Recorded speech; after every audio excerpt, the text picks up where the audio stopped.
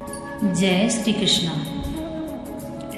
मित्रों, आज हम एकादशी व्रत का जो उद्यापन होता है वह कैसे कराना चाहिए तथा एकादशी के व्रत के उद्यापन में क्या क्या सामग्री लगती है वह आज हम आपको बताएंगे।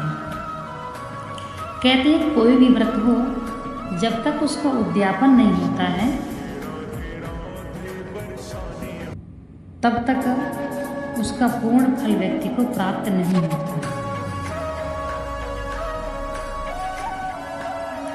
इससे क्या होता है, उद्यापन कराना भी जरूरी है। कुछ ऐसे व्रत होते हैं जिनका उद्यापन नहीं होता है, जैसे करवा चौथ तथा नवरात्र और शिवरात्रि। ऐसे व्रतों का उद्यापन नहीं होता है, बाकी सभी व्रतों का उद्यापन करवाना चाहिए। मित्रों, अब बात करते हैं कि सबसे पहले एकादशी का जो उद्यापन है उसमें सामग्री कौन कौन सी लगती है। इसके पश्चात हम बताएंगे कि यह उद्यापन कैसे करना चाहिए। एकादशी का जो व्रत है, यानी एकादशी साल में 24 एकादशी आती है और 3 साल में 26, मतलब यदि 3 साल में एक बार अधिक मास लगता है तो उस साल 26 एकादशी हो जाती है। तो आपको हर एकादशी में एक ब्राह्मण को भोजन कराना चाहिए। यदि आप नहीं करवा सकते हैं तो आपको ब्राह्मण के घर में कच्चा सीरा, जैसे कि आटा, दाल, चावल जो भी आपके पास है वह निकालकर ब्राह्मण को दान करना चाहिए। अब बात करते हैं एकादशी के उद्यापन में सामग्री क्या क्या लगती है। सबसे पहले सामग्री रोली, मौली, धूप बत्ती, केसर, कपूर, सिंदूर, चंदन, पुरसा, पेड़ा, बतासा, ऋतुफल, केला, पान, सुपारी, रुई, पुष्पमाला और दूर्वा कुसा। दूर्वा घास जो होती है, जो भगवान को चढ़ती है, वह रविवार को नहीं खानी चाहिए। यदि रविवार को एकादशी पड़ रही है, आपको उद्यापन है, तो आप एक दिन पहले तोड़ के रख सकते हैं। गंगा जल, तुलसी, अग्निहोत्र, भस्म, गोमूत्र, घृत, शहद, चीनी, दूध, यज्ञोपवीत जनेऊ, अबीर, अभ्रक, गुलाब जल, धान, इत्र, सीसा, इलायची, जावित्री, जायफल, पंचमेवा, हल्दी, पीली सरसों, मेहंदी की बुकनी, नारियल, गिरी का गोला, पंच पल्लव, वंदनवान, कच्चा सूत, मूंग की दाल, उड़द की काला दाल, सूप, बेलू पत्र, भोजपत्र, पंचरत्न, सर्व औषधि, सप्तमृत्तिका, सप्तधान, पंचरंग, नवग्रह, समिधा, चौकी, पीढ़ा, घंटा, शंख, कलश, गंगा सागर, कटोरी, कटोरा, बाल्टी, कलछी, गड़ासी, चिमटा, चांदी या अष्टधातु की प्रतिमा, पंचपात्र, आचमनी, अर्घा, तष्टा, सलाका, सिंहासन, छत्र, चमर, तिल, चावल, यव, घृत, चीनी, पंचमेवा, भोजन पात्र, बालू ईंट, हवनार्थ, आम की लकड़ी, यानी कि बालू ईंट आपको रखना पड़ता है हवन करने के लिए जब बनाते हैं। दिया सलाई और यज्ञ जिसमें आपको हवन करना है। अब देखिए, जो ब्राह्मण को वर्ण सामग्री दी जाती है वह क्या क्या है।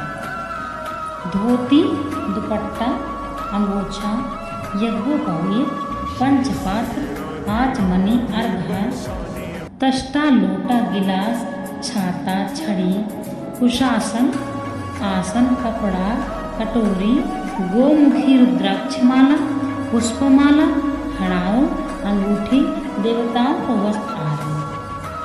अब देखिए, सह्य सामग्री भी दी जाती है, जैसे कि विष्णु भगवान की प्रतिमा, पलंग, तकिया, चादर, दरी, रजाई, पहनने के वस्त्र, छाता, जूता, खड़ाऊ, पुस्तक, आसन, शीशा, घंटी, पानदान, छत्रदान, भोजन के बर्तन, चूल्हा, लालटेन, पंखा, अन्य घृत आभूषण।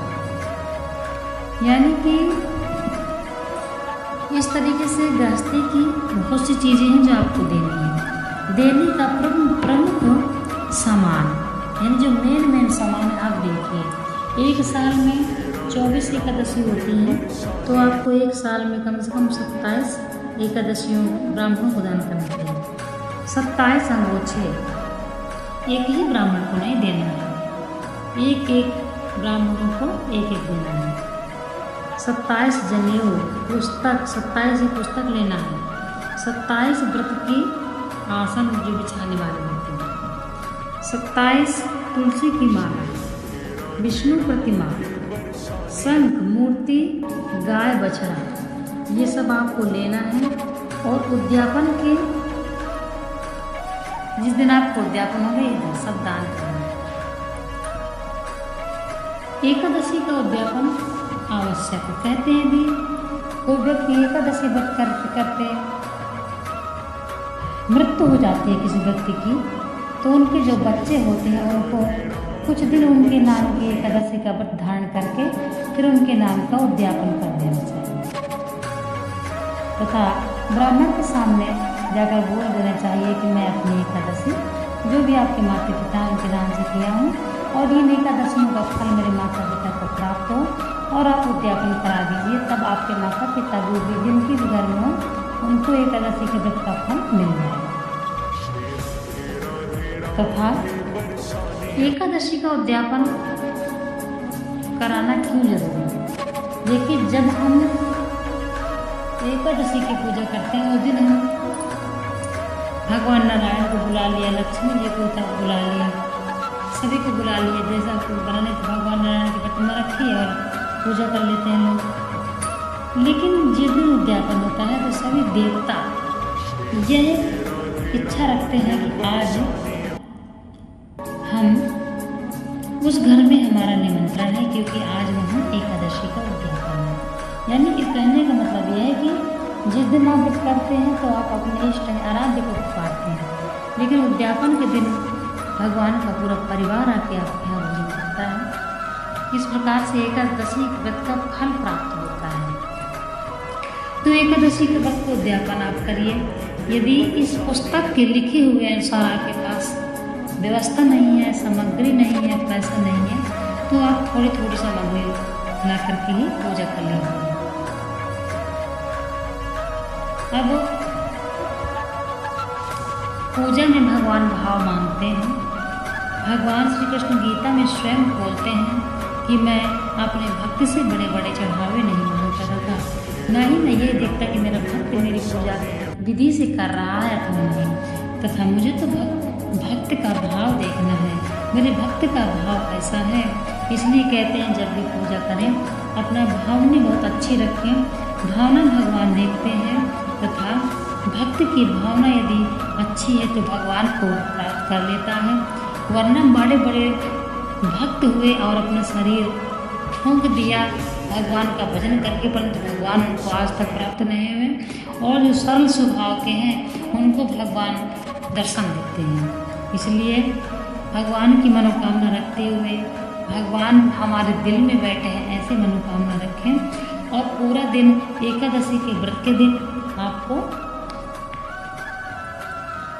भगवान के 12 अक्षर मंत्र का उच्चारण करते हुए दिन व्यतीत करना है। तो एकादशी का जो उद्यापन है ये आप समझ लीजिए, ये इतनी सामग्री है, इतनी सामग्री में से जो भी आप ला पाए ठीक है, जो ना ला पाए वह भी ठीक है।